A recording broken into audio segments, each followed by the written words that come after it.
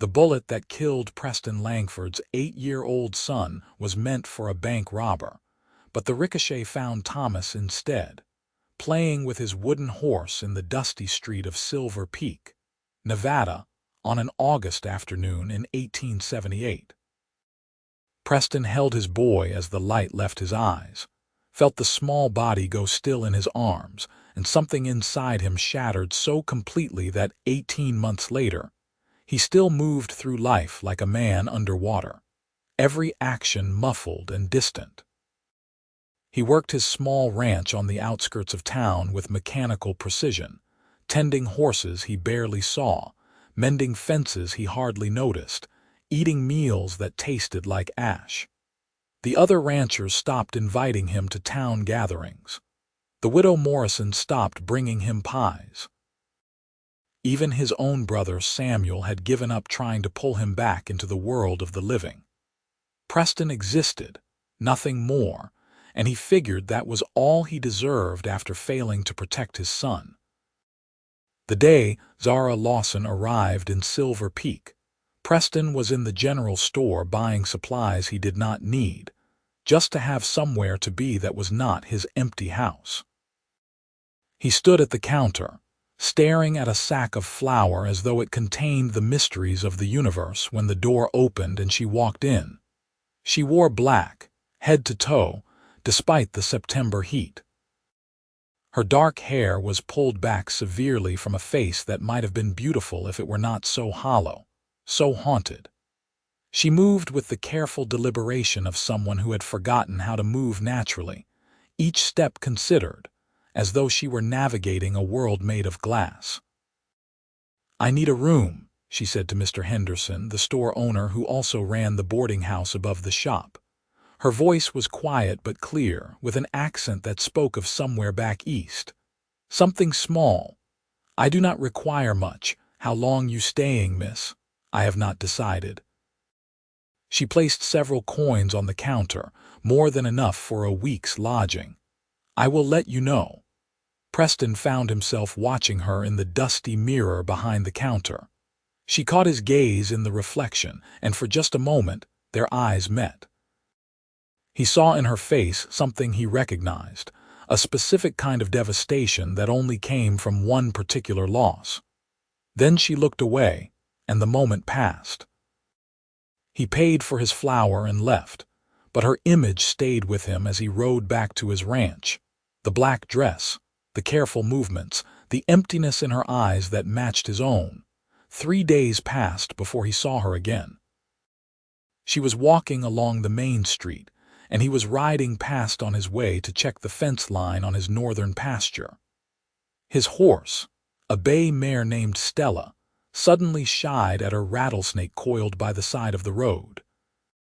Preston controlled her easily, years of experience guiding his hands, but Zara stumbled backward in alarm and fell, landing hard on the packed earth. He dismounted immediately, ground tying Stella with a word. "Are you hurt?" She looked up at him, and he saw tears in her eyes that he instinctively knew had nothing to do with the fall. "I am fine," she said, but she made no move to get up. He extended his hand. After a long moment, she took it. Her hand was small and cold despite the warmth of the day, and he pulled her to her feet with care. "The snake is gone," he said, though he kept hold of her hand for a moment longer than necessary. Stella just startled. She would not have bolted. "I was not afraid of the horse," Zara said softly. She pulled her hand back and brushed dust from her black skirt. "I am afraid of very little now. There is not much left to fear once you have already lost everything." The words hit him like a physical blow. He knew that truth intimately. "Your daughter," he said, the words coming from some deep place he thought had gone silent forever. "You lost a daughter." Her face went white, then red. "How did you know I lost my son? 18 months ago. I can see it in you, the same thing that everyone else sees in me." She stared at him for a long moment, and something shifted in her expression. Not softening exactly, but an easing like a door opening just a crack. "Sarah," she said. Her name was Sarah. She was 6 years old. Scarlet fever took her last winter in Philadelphia. My husband could not bear it. He drank himself to death by spring. So I came west because there was nothing left for me there, and I thought perhaps a place where I knew no one, where nothing reminded me of her, might be easier. She laughed, a bitter sound. It is not easier. No, Preston agreed. It is not easier. I am Preston Langford. Zara Lawson. They stood in the middle of the street, two broken people, and for the first time in 18 months, Preston felt something other than numbness. It was pain, yes, but it was also recognition, connection, the understanding that someone else in the world knew exactly what he carried. I have coffee at my ranch, he heard himself say. Real coffee, not the burnt chicory they serve at the saloon, if you wanted to sit somewhere quiet. Talk or not talk? She studied him carefully, weighing something. I would like that, she finally said. The ride to his ranch took 20 minutes, Zara sitting in front of him on Stella because he had no other horse saddled and ready. She held herself stiffly at first, trying not to touch him more than necessary. But the mare's gait was smooth, and eventually she relaxed slightly against him. He was aware of every point of contact, her back against his chest, her hair near his face, the first human touch he had allowed in more than a year. His ranch was small but well kept, 30 acres of decent grazing land with a sturdy house his father had built before Preston was born. He helped Zara down from Stella, unsaddled the mare and led the way inside. The house was clean but sparse, scrubbed of almost everything personal. Zara looked around the main room, taking in the empty walls, the bare surfaces, and nodded slowly. You put it all away. I could not stand looking at his things, his toys, his drawings. Preston moved to the stove and began preparing coffee. My brother said I should keep something out to honor his memory, but I honor him by surviving each day, and I cannot do that with his wooden animals staring at me. I burned everything, Zara said quietly. She sat at his small table, her hands folded precisely in front of her. Her dresses, her dolls, her hairbrush with her golden hair still in it. I built a fire in our fireplace in July and burned it all. My husband was passed out drunk and did not even notice. I think that was when I knew he would not survive it. He did not have the strength to face it, so he hid in a bottle, and the bottle killed him. Preston poured coffee into 2 tin cups and brought them to the table. He sat across from her, and they drank in silence for a long moment. Thomas was 8, he finally said. He loved horses. He wanted to be a rancher like me or maybe a cavalry officer. He had not decided yet. He was playing in town with his wooden horse, the one I carved for his 7th birthday. There was a bank robbery. The sheriff shot at the robbers as they fled. A bullet ricocheted off a water trough and hit Thomas in the chest. He stopped, his throat closing. He had not said these words aloud since the funeral. I was 20 feet away buying nails at the smithy. 20 feet. I heard the shot, came running, and found him lying in the street. He died in my arms in less than a minute. He said Papa once, and then he was gone. Zara reached across the table and placed her hand over his. Tears streamed down her face. Sarah had a fever for 3 days, she said. We called the doctor. He said to keep her cool, give her water, pray. On the 4th day she seemed better. She smiled at me, asked for her doll. I thought we had beaten it. That night she got worse. The fever came back even higher. She started convulsing. By morning she was gone. I held her just like you held your son, and I felt her leave, felt the exact moment she left me, and I wanted to die too. I tried to die. I stopped eating, stopped sleeping, willed my heart to stop beating. But it would not. My body kept living even though I was dead inside. They sat together, 2 strangers connected by the worst thing that could happen to a parent, and cried. Preston cried for the first time since the funeral, great heaving sobs that shook his whole body. Zara cried with him for her daughter, for his son, for the lives they had lost and the people they used to be.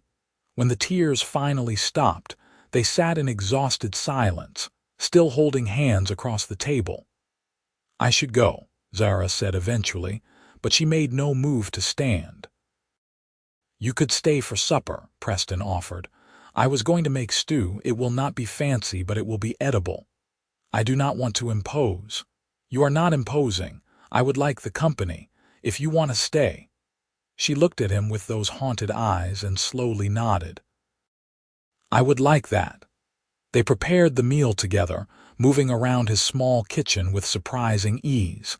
He chopped vegetables while she browned the meat. She added herbs while he stirred. They did not talk much, but the silence was comfortable.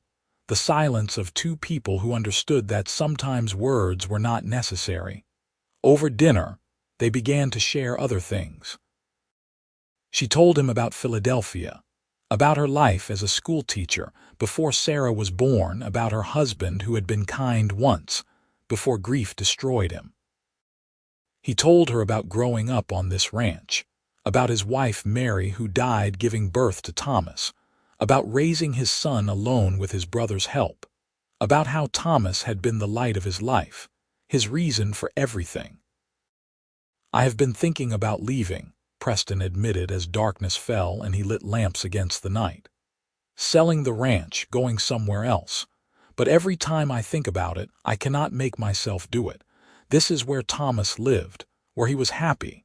If I leave, I lose even that." "I thought distance would help," Zara said. "I came all the way across the country, but she is still with me. In my head, in my heart. Geography does not matter." "Maybe nothing matters," Preston said, and then immediately regretted the bleakness of the words. "I am sorry. I should not say things like that." "No, I understand.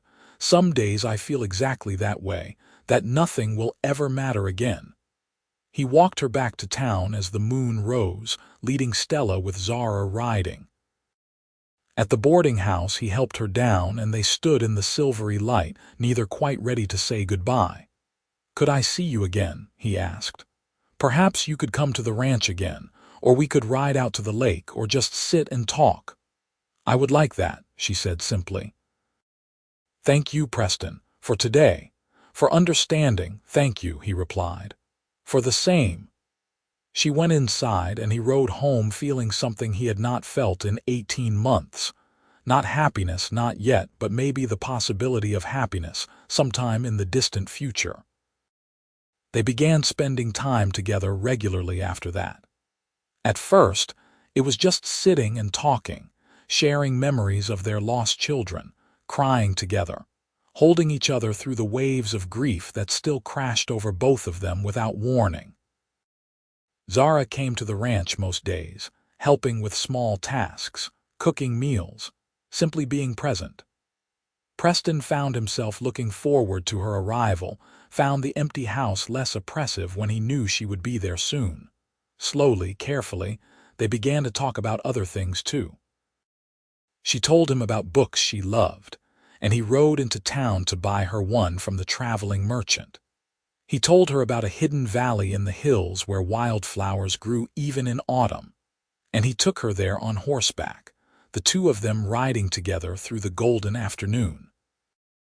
She told him she had always wanted to learn to rope cattle, and he taught her, laughing for the first time in forever when she accidentally lassoed a fence post instead of the practice dummy. The people of Silver Peak noticed, of course. Small towns always noticed. Mrs. Henderson mentioned to Preston that it was good to see him smiling again. Samuel came by the ranch and pulled Preston aside with a concerned expression. "Is this wise?" Samuel asked, watching Zara feed carrots to the horses in the corral. "You have only known her a few weeks. And both of you are still grieving. What if this is just two broken people clinging to each other because you are both drowning?" Preston considered the question seriously. "Maybe it is," he admitted, "but maybe drowning people are allowed to hold onto each other. Maybe that is how we survive. I do not want to see you hurt worse than you already are. I am already hurt as bad as I can be, Sam. She is not making it worse. She is making it bearable. Samuel sighed but nodded. Just be careful, both of you. October came, bringing cooler nights and the first hints of winter in the high desert air. Preston and Zara were sitting on his porch one evening, wrapped in blankets, watching the stars emerge in the darkening sky. I think I am starting to heal, Zara said softly. Just a little. The pain is still there, but it is not the only thing anymore. There is also this, us, whatever this is. I know what it is, Preston said. He had been thinking about it for days, afraid to name it, afraid that naming it would make it disappear like morning dew. At least I know what it is for me. She turned to look at him, her eyes reflecting starlight. What is it for you? I am falling in love with you, Zara. Maybe I have been since the moment you fell in the street and said you had already lost everything. I recognized you, not just your grief, but you. Like I had been waiting for you without knowing it. He took a shaky breath. I know it is too soon. I know we are both still broken. I know I have no right to feel this when Thomas has only been gone 18 months. But I do feel it, and I am tired of hiding from feelings. I hid from grief for so long that I hid from everything else too, and I do not want to do that anymore. Zara was crying, tears sliding silently down her cheeks. I am falling in love with you too, she whispered. And I feel guilty, like I am betraying Sarah by allowing myself to feel anything good. But I do not think she would want me to be miserable forever. She was such a happy child. She loved seeing people smile. And you make me want to smile again, Preston. You make me want to live again. He reached out and wiped her tears away with his thumb, then cupped her face in his hand. May I kiss you? Yes, she breathed. He kissed her gently, carefully, as though she were made of spun glass. She kissed him back with a tenderness that made his heart ache. When they pulled apart, they were both crying and smiling at the same time. This is going to be complicated, Zara said. We are both still grieving. There will be hard days. I know, but we can face them together. Together, she repeated, and the word sounded like a promise. They did face hard days. There were mornings when Preston woke up and forgot for a moment that Thomas was gone, and the remembering crushed him all over again. There were nights when Zara dreamed of Sarah and woke screaming, and Preston held her while she sobbed. There were days when one or both of them could barely function, moving through the world like ghosts. But there were also good days. Days when they rode out to the lake and had a picnic, when they worked side by side on the ranch and felt the satisfaction of accomplishment, when they sat by the fire and read aloud to each other, when they made love slowly and carefully, learning each other's bodies and hearts with patience and tenderness. By December, Zara had moved most of her belongings to the ranch. They had not talked about marriage yet, both still feeling like it was too soon, too presumptuous to think about a future when the past still held them so tightly. But they were building a life together nonetheless, day by day, moment by moment. Christmas was hard. It was the second Christmas without Thomas for Preston, the first without Sarah for Zara. They almost decided to ignore the holiday entirely, to treat it like any other day. But on Christmas Eve, sitting in the quiet house, Zara spoke. I want to remember them, she said. Not just their deaths, but their lives. Sarah loved Christmas. She would make paper chains and hang them everywhere. Thomas loved Christmas too, did he not? He did, Preston said, his throat tight. He loved the food, the singing, the presents. He loved everything about it. Then let us celebrate for them. Let us remember what they loved. So they decorated the house with pine boughs Preston cut from the hills. They made a simple dinner of roasted chicken and potatoes. They sang hymns in wavering voices. And they talked about their children, not just the pain of losing them, but the joy of having had them at all. Sarah had this laugh, Zara said, smiling through tears, like bells ringing. When she was really delighted by something, she would laugh so hard she would snort, and then she would laugh even harder at the snorting. Thomas could not whistle, Preston said, laughing and crying at once. He tried so hard, but he could never get it right. It would come out as this breathy little whoosh sound. He kept saying he would practice until he could whistle as good as me. They cried and laughed in equal measure, and when they finally went to bed, they held each other close, finding comfort in shared memories and shared love. January brought snow to the high desert, just a few inches, but enough to transform the landscape into something magical. Preston and Zara woke on a Saturday morning to find the world blanketed in white, and without discussion, they bundled up and went outside to walk through it.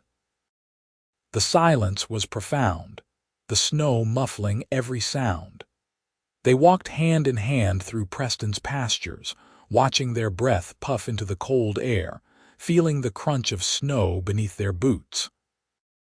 When they reached the small hill that overlooked the ranch, Preston stopped and turned to face her. "Marry me," he said. It was not a question, but it was not quite a statement either. It was an offering, a hope, a leap of faith. Zara looked at him with those dark eyes that had been so haunted when they met and now held warmth alongside the lingering pain. "Are you certain? It has only been a few months." "I am certain. I know we are both still healing. I know we will carry Thomas and Sarah with us forever. But I also know that I love you, Zara Lawson.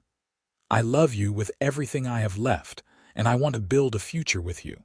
Not to replace what we lost, but to honor it by living fully, by choosing love even after loss has tried to destroy us." "Yes," she said, and her smile was like the sun breaking through winter clouds. "Yes, I will marry you, Preston Langford. I will marry you and love you and build a life with you, and we will carry our children in our hearts while we make a new future together." He kissed her there on the snowy hilltop, and it felt like a beginning. They married in March, a simple ceremony at the church in Silver Peak with Samuel as witness and Mrs. Henderson and half the town in attendance. Zara wore a pale blue dress instead of white, a color Preston said reminded him of the sky over the desert in springtime. He wore his best suit, the one he had worn to Thomas's funeral, and as he waited at the altar, he felt his son's presence like a warm hand on his shoulder, a blessing. The ceremony was short and sweet. The Reverend spoke about love and loss and the courage it took to open your heart again after it had been broken. Preston and Zara exchanged simple gold bands and vows they had written themselves. "I promise to love you in grief and in joy," Preston said, his voice steady. "I promise to honor your past while building our future. I promise to carry what we have lost without letting it bury what we have found. I promise to walk beside you through the darkness and into the light," Zara said, tears streaming down her face. "I promise to hold your pain and share your healing. I promise to choose life and love even when it is hard, because you have shown me it is worth it." When the Reverend pronounced them husband and wife, the entire congregation burst into applause. The wedding breakfast at the saloon was lively and warm, full of well wishes and genuine happiness for two people who had found each other in the depths of despair. That night, in their bed in their house, now fully theirs together, Preston held his wife and marveled at the journey that had brought them here. "I never thought I would feel this way again," he said into her hair. "Happy, hopeful, like the future held something worth moving toward." "Neither did I," Zara replied, tracing patterns on his chest. "I thought grief would be my only companion for the rest of my life. But you showed me there is room for both. Room to grieve what we lost and celebrate what we have." They settled into married life with an ease that surprised both of them. Zara took over much of the household work, but also began helping Preston with the ranch in earnest, learning to break horses and mend tack and read the signs of weather in the sky. Preston found himself cooking more, something he discovered he enjoyed when he had someone to cook for. They worked hard during the days and fell into bed exhausted at night, wrapped in each other's arms. But as spring turned to summer, Zara began to feel unwell in the mornings. At first, she thought it was something she ate, then perhaps a stomach ailment. But when the nausea persisted for 2 weeks, accompanied by exhaustion and a strange sensitivity to smells, Preston looked at her with dawning realization. "Zara," he said carefully one morning as she rushed outside to be sick for the 3rd day in a row. "Could you be pregnant?" She froze, her face going pale. "I had not even considered. After Sarah, the doctor said there might not be more children, and I am 31 now." Her hand went to her stomach, her expression a complicated mixture of hope and fear. "Oh God, Preston, what if I am?" "Then we will face it together," he said, taking her hands. "Whatever happens, we face it together." The doctor in Silver Peak confirmed it a week later. Zara was indeed pregnant, about 2 months along, due in late January or early February. She cried when the doctor told them, and Preston was not sure if they were tears of joy or fear or some combination of both. On the ride back to the ranch, Zara was silent, her hands folded over her stomach protectively. Preston finally pulled Stella to a stop and turned to look at his wife. "Talk to me," he said gently. "Tell me what you are feeling." "I am terrified," she admitted. "What if something happens? What if I lose this baby too? What if loving another child means risking that kind of pain again?" She looked at him with anguished eyes. "How can I do it, Preston? How can I open myself up to that possibility?"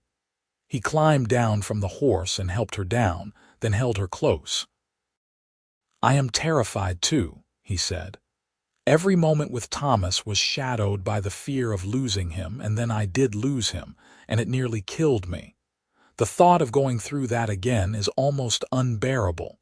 He pulled back to look at her face. "But the alternative is to close ourselves off, to refuse to love, to refuse to hope. And I cannot do that anymore. Thomas existed. He was real and he was mine and he mattered. Sarah existed. She was real and she was yours and she mattered. This baby will exist and be real and be ours and matter. And we will love this child with everything we have, not because we are replacing what we lost, but because love is the point. Love is always the point." Zara sobbed against his chest, her whole body shaking. "I am so scared. I know, me too, but we do it scared. We do it terrified. We do it anyway." She nodded against him, and slowly, carefully, they allowed themselves to hope. The pregnancy progressed without complication, though Zara was anxious through every week of it. Preston tried to remain calm for her sake, but he found himself lying awake at night with his hand on her growing belly, praying to a God he had stopped believing in after Thomas died, begging for this baby to be healthy, for Zara to survive the birth, for a chance at the family they both wanted so desperately. As summer faded to autumn, Zara's belly grew round and full. She glowed with health despite her worry, and Preston thought she had never been more beautiful. They prepared the small bedroom that had been Thomas's, repainting it, building a new cradle, gathering supplies. It was emotionally difficult, transforming the space that had belonged to his son, but it also felt right, like a natural progression rather than an erasure. One evening in October, as they sat on the porch watching the sunset, Zara spoke thoughtfully. "I want to tell this baby about Thomas and Sarah," she said. "When they are old enough to understand, I want them to know about the siblings they never met, to understand that they were loved and missed and remembered." "I want that too," Preston agreed. "They were part of us, part of our story. This baby should know the whole story. Do you think we will love this child as much as we loved them?" Zara asked quietly. Or will there always be a part of our hearts that is reserved for the ones we lost? Preston thought about it carefully. I think the heart does not work that way. It does not have a finite capacity. I love Thomas with my whole heart. I love you with my whole heart. I will love this baby with my whole heart. They are not in competition. Love does not diminish by being shared. It multiplies. Zara smiled, tears in her eyes as always these days, her emotions close to the surface. How did you become so wise? Grief and love teach you things, he said simply. Usually the hard way. Winter came early that year, with snow falling in November and temperatures dropping sharply.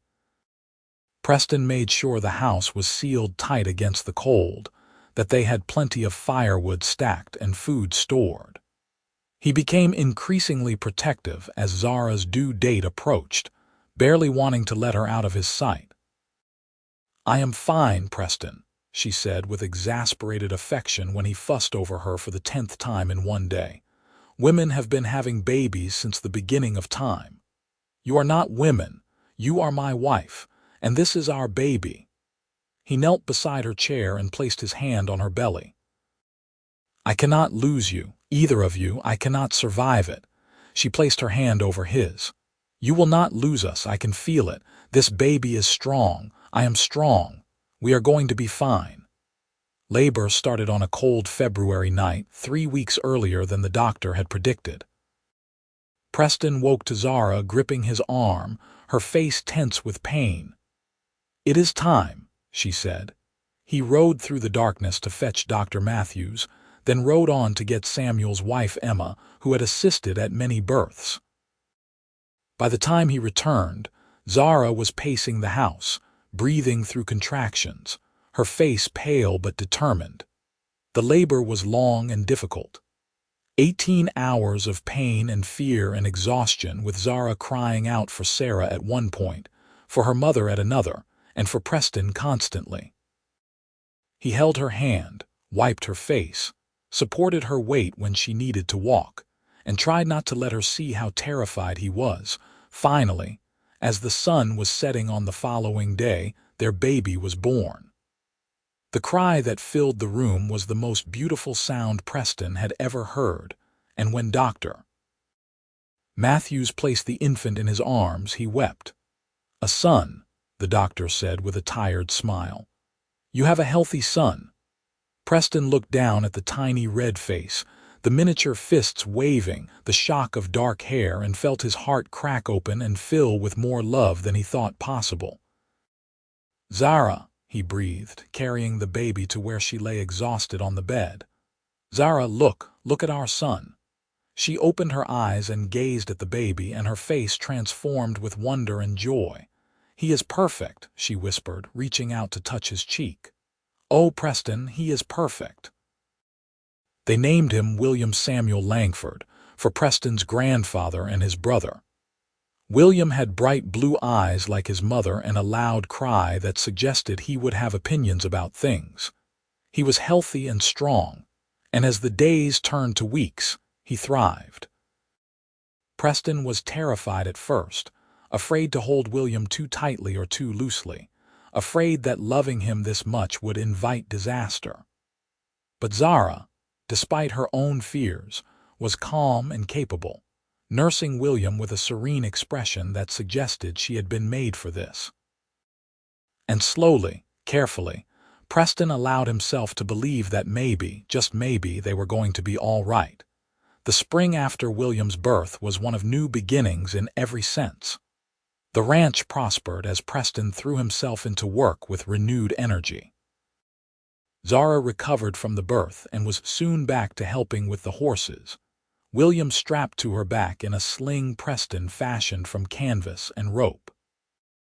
They were exhausted from sleepless nights and the constant demands of an infant, but they were also happy, genuinely happy, in a way that felt earned and precious. On a warm day in May, they took William up to the hill overlooking the ranch, the place where Preston had proposed. They spread a blanket and sat with their son between them, watching him wave his hands at the sky and make the small cooing sounds that were not quite words yet. "You remember when we met?" Zara asked, running her finger over William's soft hair. "I was so lost, so certain I would never feel anything but pain again." "I remember thinking you were the saddest person I had ever seen," Preston said, which was saying something because I was pretty sad myself. "And now here we are, with this beautiful boy, building a life we never thought we would have." "Do you still miss her?" Preston asked quietly. "Sarah." "Every day," Zara said, and there were tears in her eyes but also peace. "Every single day. But it is different now. The grief is still there, but it does not consume me. I can remember her with love instead of just pain. And I can look at William and be grateful for him without feeling like I am betraying her." She looked at Preston. "Do you still miss Thomas?" "Every day," he echoed. "Sometimes I see William do something, make some expression, and I think Thomas used to do that, and it hurts. But it is a sweet hurt now, if that makes sense. Like the pain is connected to love instead of just loss." He reached over William to take Zara's hand. "We did it. We survived. We healed each other." "We did," she agreed. "We healed each other whole." They sat on that hill until the sun began to set. A family of 3, carrying their lost children in their hearts while embracing the life they had built from the ashes of grief. William fell asleep between them, his tiny face peaceful, and Preston and Zara looked at each other over their son's sleeping form and smiled. The future stretched before them, uncertain as all futures are, but filled with possibility. There would be hard days still, moments when grief ambushed them unexpectedly, times when they missed Thomas and Sarah so acutely it took their breath away. But there would also be joy, love, laughter, the small everyday miracles of a life shared with people you cherish. That night, after William was settled in his cradle and the house was quiet, Preston and Zara lay in bed talking softly, as was their custom. "I was thinking," Zara said, "maybe in a few years, when William is older, we could have another baby, if we are blessed that way again." Preston pulled her closer. "I would like that, to grow our family, to fill this house with life and noise and chaos." "A little girl," Zara mused, "with your eyes and your stubbornness. Or another boy who looks like you and has your intelligence." "Or both," Zara said, laughing softly. "Or neither. Or whatever God decides to give us, if anything." "Whatever we get, we will love them," Preston said, "with our whole hearts, the way we love William, the way we still love Thomas and Sarah." "Always," Zara agreed. Time passed in the way it does, days becoming weeks, becoming months. William grew strong and healthy, hitting every milestone with determination. He learned to roll over, to sit up, to crawl with surprising speed. His personality emerged, curious and stubborn and affectionate, and both Preston and Zara delighted in every new development. On the 2nd anniversary of their wedding, they had a quiet celebration at home. Samuel and Emma came for dinner, bringing their own children to play with William, who was now a toddling, babbling 1-year-old. After the meal, as the adults sat on the porch while the children played in the yard under Emma's watchful eye, Samuel raised his glass in a toast. "To Preston and Zara," he said, "2 of the strongest people I know. You have both been through hell and come out the other side, not unchanged, but unbroken. You found each other when you both needed someone who understood, and you built something beautiful from your shared pain. That takes courage. That takes faith. That takes love. I am proud to know you both." Preston felt his throat tighten with emotion. He looked at Zara, who was crying as she so often did when emotions ran high, and then at William, who was attempting to eat a handful of grass while Emma gently redirected him. His heart felt full to bursting. "Thank you, Sam," he managed. "For everything. For not giving up on me when I wanted to give up on myself. For welcoming Zara into our family. For being here, That is what family does, Samuel said simply. Later, after Samuel and Emma had taken their children home, Preston and Zara put William to bed and sat by the fire, enjoying the quiet. Zara was knitting a blanket, something she had taken up during her pregnancy and found she enjoyed. Preston was reading a book she had recommended, a novel about life in New York City that was as foreign to him as life on the moon. "Preston," Zara said suddenly, setting down her knitting. "I am pregnant again."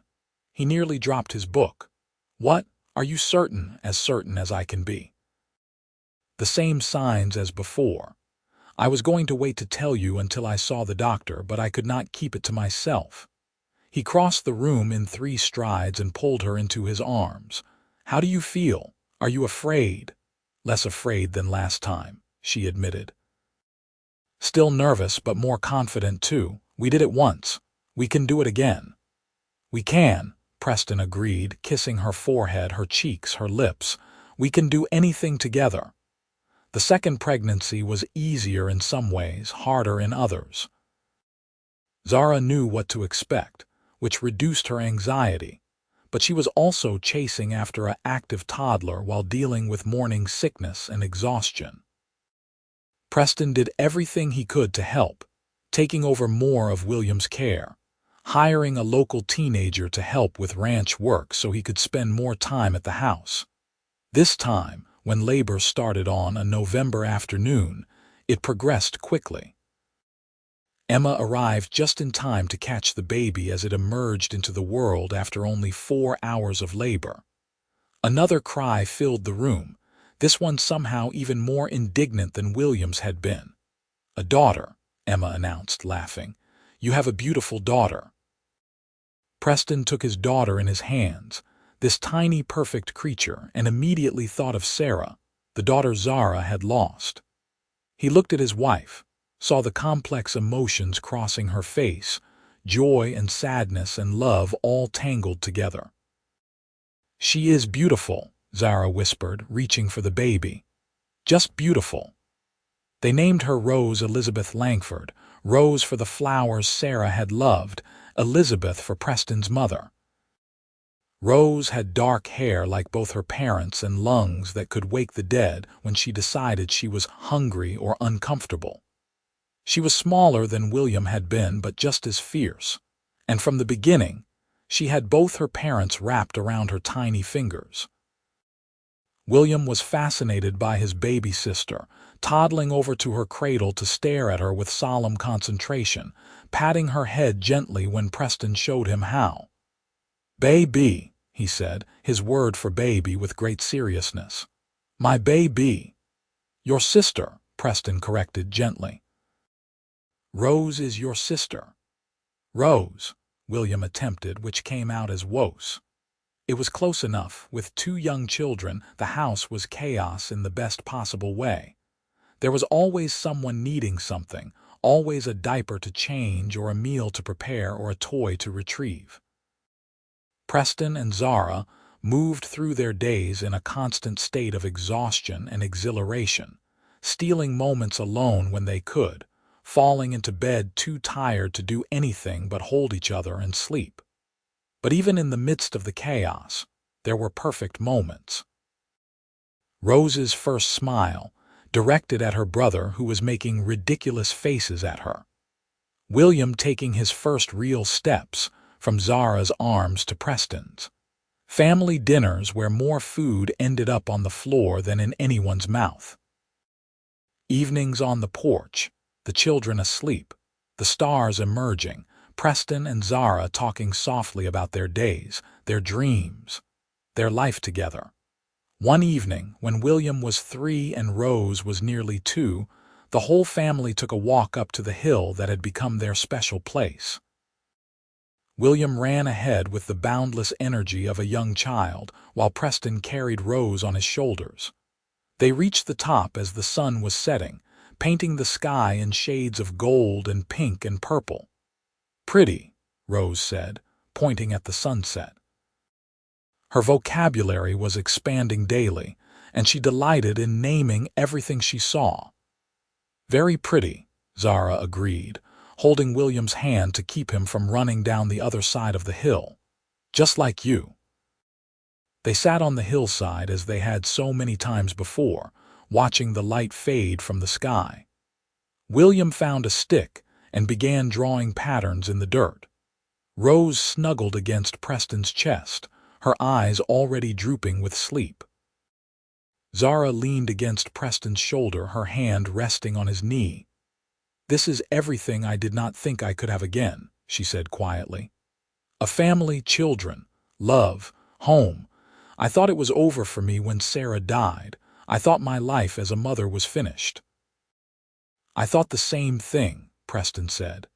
"After Thomas, I could not imagine ever loving anyone again, let alone having more children. It felt like a betrayal even to think about it." "It is not a betrayal," Zara said firmly. "They would not want us to stop living, they would want us to be happy. To love again, to make the most of the time we have. I know that now, but it took you to teach me. You taught me the same thing." They sat in comfortable silence for a while, watching their children play, watching the stars emerge one by one. Preston thought about the journey that had brought them here, from the depths of grief to this hilltop filled with love and life. It had not been easy. There had been moments when he was not sure they would survive it, moments when the pain seemed too great to bear. But they had borne it together, and in bearing it, they had found their way back to life. "I love you," he said to Zara, the words as true now as they had been when he first said them on a cold October night years ago. "I love you and our children and this life we have built. I love it all." "I love you too," she replied, kissing him softly, "with everything I am." William looked up from his stick drawings and saw his parents kissing. He made a face. "Yucky," he pronounced, which made both Preston and Zara laugh. "You will change your mind about that in about 15 years, Preston told his son, which just made William's face scrunch up more. They walked home as full darkness fell, William holding Preston's hand while Zara carried sleeping Rose. The house glowed with lamplight as they approached, warm and welcoming. Inside, they settled the children into bed, covering them with blankets, kissing their foreheads, murmuring the prayers and silly rhymes that had become bedtime rituals. In their own room, Preston and Zara prepared for bed with the easy familiarity of years together. He helped her take down her hair, brushing it out the way she liked. She helped him with the buttons on his shirt that always gave him trouble. They climbed into bed and curled together, fitting perfectly as they always had. "You ever think about them?" Zara asked softly. "Thomas and Sarah." "Every day," Preston said. "They are always with me, but the pain is different now, softer. I can think about Thomas and smile at the memories instead of just hurting." "Me too," Zara said. "I tell Rose stories about Sarah sometimes, just little things like how Sarah loved to sing or how she had a special stuffed rabbit she carried everywhere. I want Rose to know she had a sister, even if they never met. William knows about Thomas too. I showed him the wooden horse I carved, the one Thomas was playing with when he died. William did not understand all of it, but he knew it was important. He held it so carefully, like it was made of gold." "They would have liked each other," Zara mused. "Thomas and Sarah. I think they would have been friends." "I think so too." They lay together in the darkness, holding each other, thinking about the children they had lost and the children they had found. The grief would never fully leave them, Preston knew. It would always be there, a shadow at the edge of even the happiest moments. But it was no longer the only thing. There was also love, joy, hope, family, future. There was life, in all its messy, beautiful, complicated glory. The years continued to pass, bringing new challenges and new joys. The ranch prospered, and Preston hired hands to help with the work, allowing him more time with his growing family. Zara started teaching again, offering lessons to the children in Silver Peak who wanted to learn reading and arithmetic. William grew tall and serious, with his father's love of horses and his mother's quick mind. Rose grew bright and fierce, with a laugh that filled the house and a stubborn streak that promised future adventures and probable trouble. When William was 6 and Rose was 5, Zara gave birth to a third child, another son they named James Thomas Langford. The middle name was for Preston's first son, a deliberate choice to honor the boy who had come before, to keep his memory alive in the family they were building. James was a quiet baby, more content than his siblings had been, with a thoughtful expression that made him seem older than his months. By the time James was walking, Preston and Zara were in their early 40s, older than many parents with young children, but they felt blessed beyond measure. Their house was full of noise and laughter, homework and arguments, bedtime stories and morning chaos. It was everything neither of them thought they would have again, everything they had learned to appreciate because they knew how quickly it could all be taken away. On a summer evening when James was 3, the whole family gathered on the porch after dinner. William was reading aloud from a book of adventures, practicing his skills while Rose and James listened with varying degrees of attention. Preston sat in his rocking chair with Zara on his lap, something that would have scandalized her when they first met, but now felt perfectly natural. "This is perfect," she said softly so only he could hear. "This moment right now, this is everything." "It is," he agreed, wrapping his arms around her waist. "I wish I could freeze time, keep us all right here forever. We cannot freeze time, but we can remember it. We can be grateful for it. We can live it fully while we have it. When did you become so wise?" he teased, echoing her words from years ago. "I had a good teacher," she said, kissing his cheek. William finished his chapter and looked up. "Papa, will you tell us a story now about the old days?" Preston considered. "What kind of story do you want?" "Tell us about when you met Mama," Rose piped up. She loved romance, even at her young age, and was always asking about how her parents fell in love.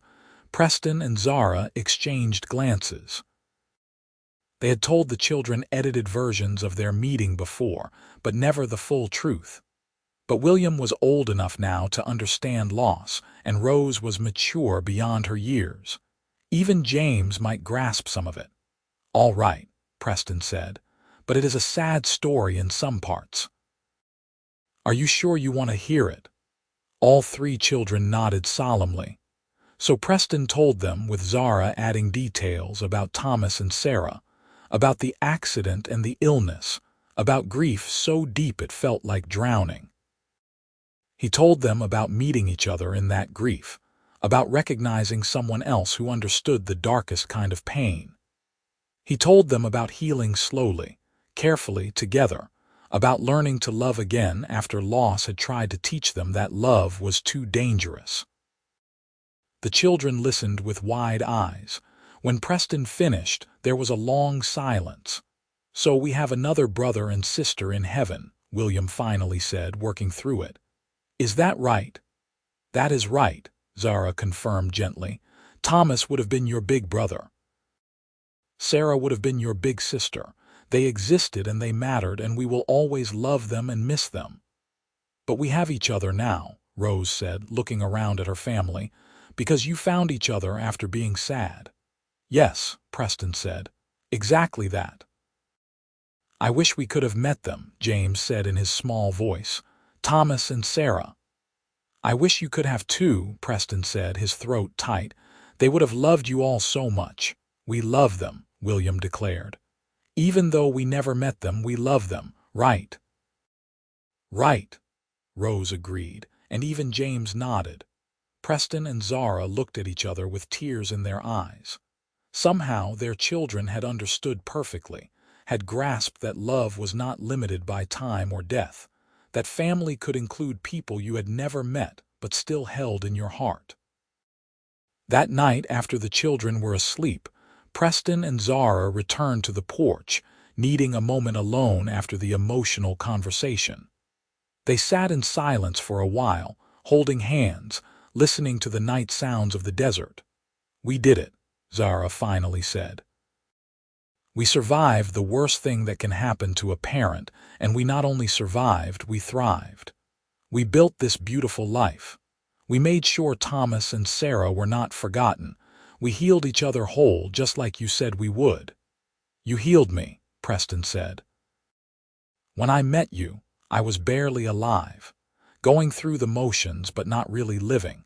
You showed me it was possible to feel again, to love again, to hope again. You did the same for me. I was ready to give up, to just exist in my grief forever, but you understood in a way no one else could. You did not try to fix me or make me forget. You just held my hand and walked through the darkness with me until we found our way to the light." They sat together as the moon rose, two people who had found each other in the depths of despair and built a life beyond what either had dreamed possible. The past would always be part of them, Thomas and Sarah forever loved and missed. But the present was beautiful too, full of children and laughter and love, full of the small miracles of an ordinary life lived fully and gratefully. The stars emerged overhead, thousands of points of light in the vast darkness, and Preston thought how appropriate that was. Even in the darkest night, there was always light if you knew where to look. He had found his light in Zara, and she in him, and together they had created more light in the form of their children, their family, their love. "I would go through it all again," he said suddenly. "Every moment of pain, every dark day, every time I thought I could not survive another minute. I would go through it all again if it meant ending up here, with you, with our children, with this life." Zara squeezed his hand. "So would I," she whispered. "So would I." And there, on that porch in Nevada, under a sky full of stars, two people who had been broken by grief and healed by love sat together in perfect contentment, knowing that whatever the future held, they would face it together, just as they had faced everything else. Their story, born from loss and rebuilt through love, was one of resilience and hope, proof that even the deepest wounds could heal, even the darkest nights could end in dawn, and even the most broken hearts could learn to love again.